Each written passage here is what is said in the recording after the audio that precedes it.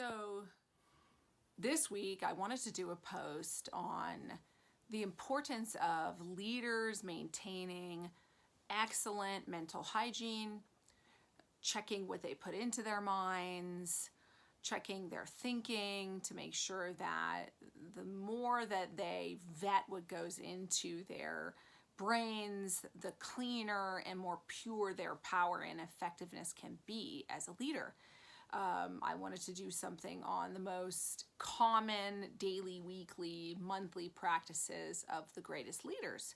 So I gave a lot of thought to it and did some research, and I just kept coming back to the same recommendations: meditation and exercise and good sleep and planning the night before and yada yada. And the reason why I came to that kind of maybe jaded place is I had to ask myself, because I always use my own, hypocrisy radar to make sure it jives with my own life.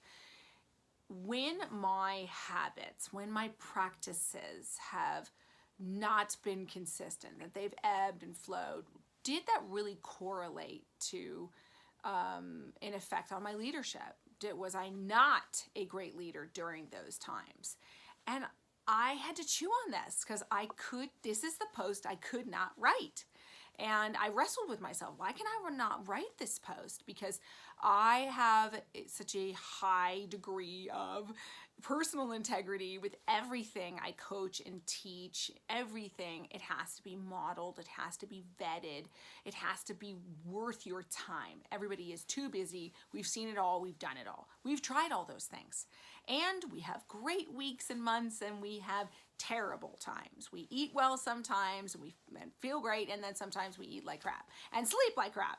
And does it really boil down to great leadership can be summed up, are we the collection of the result of our practices? And I came back to this nagging feeling I was missing it. What was I missing? And then when I checked myself, okay, the times when I have this cyclical or this ebb and flow of good practices, did it really affect my coaching, my leadership, my impact, my influence?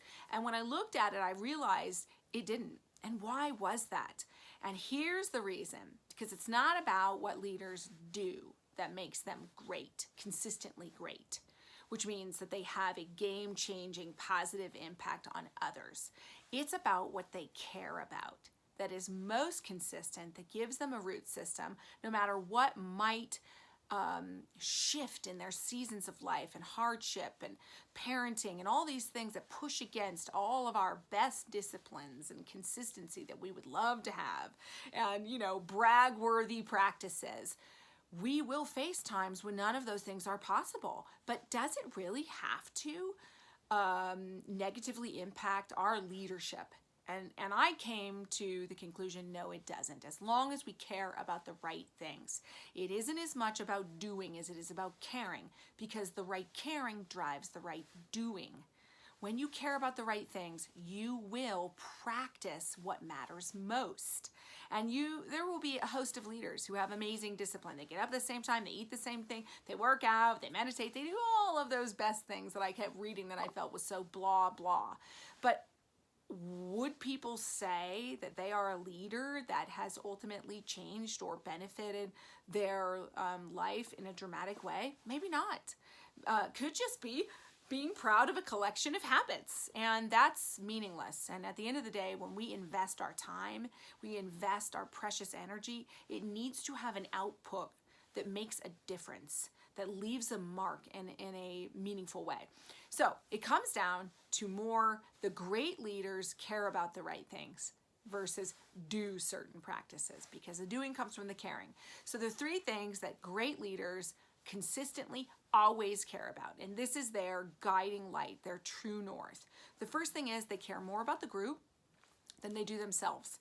Instead of asking, what do I need from this group? They say, what does this group need from me to be successful? How can I positively impact every person who works around me, so that I am someone that the group doesn't want to do anything of significance without. They are constantly thinking in email threads and meetings, in any kind of initiative. What does the group need? Is the group confused? Are they hung up? Do they need more resources? Do they need a better question to be asked to leverage and direct our thinking? Do they need a solution? What does the group need from me? And that drives meaningful contribution that everybody benefits from, and amazing careers are built on that when you are a massive positive presence for the group that you're in. So they think more about the group than themselves. The second thing that they think about is they think about impact. They do what I call impact tracing every week. They sit down and they reflect, what has my impact been this week? Can I trace my impact? What did I positively impact that generated something, that moved something forward, that created progress? And conversely, what did I negatively impact? Did I flake on something? Did I not follow through? Was I overly critical? Did I deflate or dominate? What was my positive impact? What was my negative impact? And every week they trace it. So they know for sure, this is my impact. And lastly, they care about the betterment of others to the detriment or the inconvenience even of themselves. So they're willing to inconvenience themselves to better and improve others. They're willing to have tough conversations. They're willing to stop and mentor others. They're willing to share best practices and successes. They're always thinking about, how can I spread success? How can I help others better themselves and improve themselves? And I will inconvenience myself to do so. I will slow down. I will take the time. I will be brave, whatever it is. They care about the betterment of others to the inconvenience of themselves. So that's it. Leaders care about the right things, and then they do the right things.